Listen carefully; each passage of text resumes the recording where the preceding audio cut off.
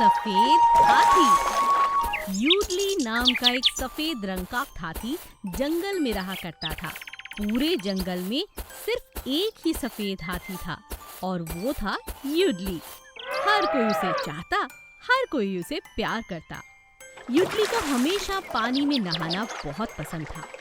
देखने में ही यूडली बहुत प्यारा लगता था। वो सुबह शाम तालाब के पास जाकर नहाया करता था। एक दिन एक फोटोग्राफर जो जंगल की बहुत सारी तस्वीरें खींच रहा था, वो यूडली को नहाते हुए देख लेता है। वाह, कितना मजेदार पानी है, गर्मी से बच गए। आहा, मजा आ गया।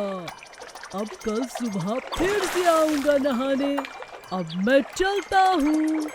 यूडली को देखकर फोटोग्राफर बहुत खुश हो जाता है। वो यूडली की बहुत सारी तस्वीरें खींचने लगता है और फिर वो सोचता है, इतना खूबसूरत हाथी, इसकी तस्वीरें तो लाखों रुपए की बिकेंगी। और अगर मैं इसे ही यहाँ से ले जाऊँ तो आज तो मेरे पास बड़ी जीप भी है, ये हो सकता है। मुझे कोशिश करनी चाहिए। शिकारी चालाकी से सफेद हाथी यानी कि यूडली को पकड़ लेता है और अपनी गाड़ी के पास ले जाने लगता है।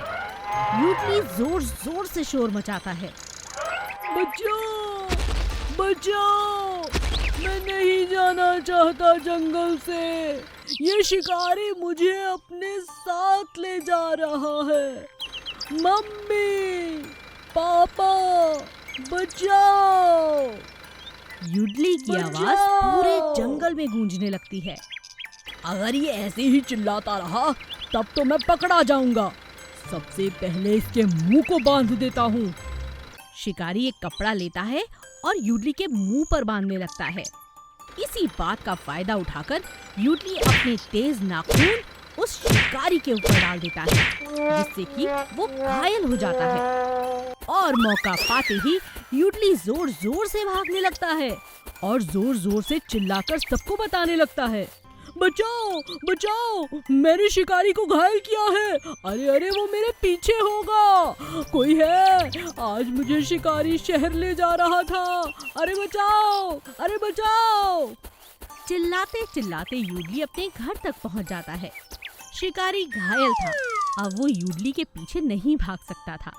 वो अपनी गाड़ी लेकर शहर वापस लौट जाता है। घर पहुंचकर यूडली सारी बात अपनी माँ को बताता है। तब उसकी माँ उससे कहती है, अरे वाह यूडली, तूने तो कमाल कर दिया। आज तूने मेरा सिर फक्र से ऊंचा कर दिया। तूने अपनी जान खुद बचाई। ये बहुत बड़ी बात है बेटा। मुझे तुम पर नाज है। चल मेरा राजा बेटा, चल के खाना खा ले। तेरे लिए बहुत सारे केले लाए हैं तुम्हारे पापा। यूडली खुश हो जाता है और मजे से केले खाने लगता है। आज वो अपने बड़े होने का प्रमाण जो दे पाया था। चंदा की एक बहुत ही अच्छी आदत थी। वो जहाँ से पानी भरती थी उसके आसपास के बड़े बड़े पेड़ पौधों पर पहले पानी डालती, उसके बाद अपनी मटकी लेकर घर जाती। ये उसकी रोज की दिनचर्या का काम था। आसपास के बड़े बड़े वृक्ष हमेशा उसका इंतजार करते। चंदा आती ही होगी, आज बहुत प्यास लगी है, जल्दी आ जाए तो मजा आ जाए। हाँ भाई, तुम ठीक कहते हो, ये लड़की पूरे गांव में सबसे अच्छी है। हमेशा हर रोज हमें आकर यहाँ पर पानी देती है। कितने दिन हुए बरसात भी नहीं हुई। अगर चंदा ना होती तो हम सूख जाते। ठीक कहा तुमने। सभी पेड़ चंदा का इंतजार करते हैं। चंदा को देखकर हर पेड़ खुश हो जाता है। आ गई मैं। आज जरा खाना बनाने में देरी हो गई, इसीलिए अभी तुम सबको जल्दी से पानी दे देती हूँ। अरे अरे, बहुत गर्मी है। चंदा नदी से पानी भरती है और एक एक घड़ा हर पेड़ पर डाल देती है।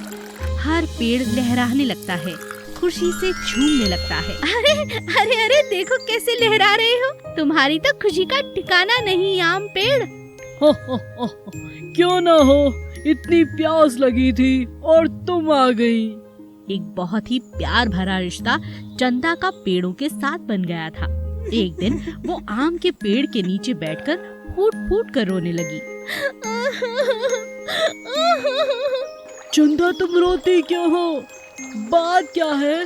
चंदा सारी बात पेड़ों को बताती है। अब वो पेड़ों की भाषा समझती थी। मैं चली जाऊंगी। बाबूजी ने मेरे दूसरे गांव में शादी तय कर दी है। तुम सबकी बहुत याद आएगी। कौन तुम्हें पानी देगा? मुझे बहुत दुख हो रहा है और पिताजी के पास शादी के लिए पैसे भी नहीं है। वो हमारी दोनों बकरियां और गाय को बेच रहे हैं। उन पर इतना बोझ आ गया, मुझे बिल्कुल अच्छा नहीं लग रहा। चंदा की बातें सुनकर आम का पेड़ और बाकी पेड़ फूट फूट कर रोने लगते हैं। तभी आम का पेड़ कहता है, चंदा ने इतने सालों तक हमारी सेवा की है, हमारा भी तो कोई फर्ज बनता है। भगवान ने हमें इस धरती पर भेजा है तो कोई ना कोई पानी पिला ही देगा। आम के पेड़ को वरदान था कि वो जब चाहता अपने आम को सोने का करके किसी को भी भेंट कर सकता था। जहाँ पर चंदा रो रही थी, उसकी झोली में आम का पेड़ सोने के आम डाल देता है। चंदा हैरान रह जाती है। अरे, सोने के आम ये कहाँ से आए? आम के पेड़, क्या ये तुमने मुझे दिए हैं? पेड़ शाखाओं को हिलाकर जवाब देता है, हाँ, ये मेरी तरफ से तुम्हारे लिए शादी का तोहफा। इसे ले जाओ और अपने पिताजी को दे दो। किसी भी पालतू जानवर को बेचने की जरूरत नहीं। और हमारा क्या है, तुम अपनी सहेली गोपी को कहना, वो हमें पानी दे दिया करेगी। चंदा बहुत खुश हो जाती है। सभी पेड़ों को गले लगाकर वो अपने घर लौट जाती है। कुछ ही दिनों में चंदा की धूमधाम से शादी हो जाती है और फिर उसकी सहेली गोपी रोज आकर पेड़ों को पानी देती है। गर्मी बहुत ज्यादा पड़ रही थी। यशोदा रोज अपने आंगन में पक्षियों के लिए पानी और अनाज रखा करती थी। हर रोज वहाँ पर 5 कबूतर आया करते थे। वो पांचों भाई थे। पांचों पानी पीते और अनाज खाते और अपने घर वापस लौट जाते। यह देखकर यशोदा का मन बहुत प्रसन्न होता था। आ गए मेरे पांचों के पांचों कबूतर। हाँ हाँ, पानी पियो, अनाज खाओ। यशोदा उन्हें पानी पिलाकर और खाना खिलाकर बहुत प्रसन्न होती और फिर खुद भी खाना खाकर आराम करने बैठ जाती। पांचों कबूतरों में से एक कबूतर बहुत चालाक था, जो सबसे बड़ा था। वो बाकी भाइयों को कहता था, अरे अरे, कितना खाए जा रहे हो? मैं सबसे बड़ा हूँ, पहले मुझे खाने दो।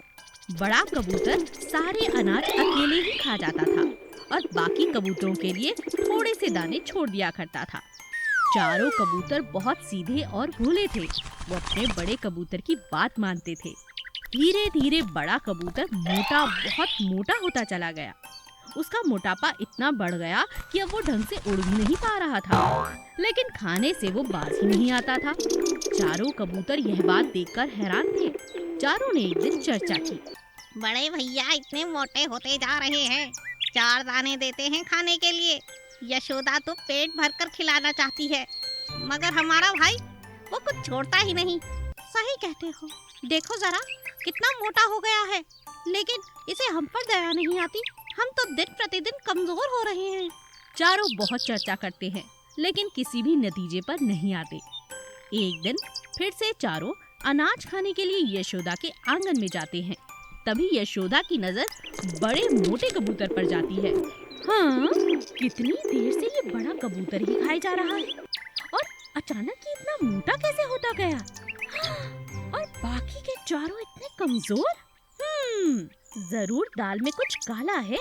2-3 दिन तक लगातार यशोदा देखती है कि बड़ा कबूतर सारे अनाज खा लेता है और थोड़े से अनाज चारों के चारों भाइयों के लिए छोड़ देता है, जिससे उन चारों का पेट नहीं भरता और वो चारों कमजोर होते जा रहे हैं। तो ये बात है। हाँ, अब मजा चखाती हूँ। यशोदा पूरी बात समझ जाती है। एक दिन जब बड़ा कबूतर अनाज खाने में मस्त था, यशोदा उसे अपने हाथों में पकड़कर एक पिंजरे में डाल देती है।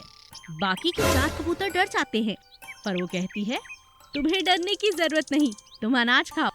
ये सजा सिर्फ तुम्हारे बड़े भाई के लिए है। बड़ा कबूतर हैरान रह जाता है और पूछता है, क्यों? ऐसा क्यों भाई? मैं सब जानती हूँ। सारे के सारे अनाज तुम खुद खा जाते हो और अपने चारों भाइयों को इतना कमजोर कर दिया है। अब जब तक ये मोटे तगड़े नहीं हो जाते और तुम पतले नहीं हो जाते, तुम इस पिंजरे में ही रहोगे।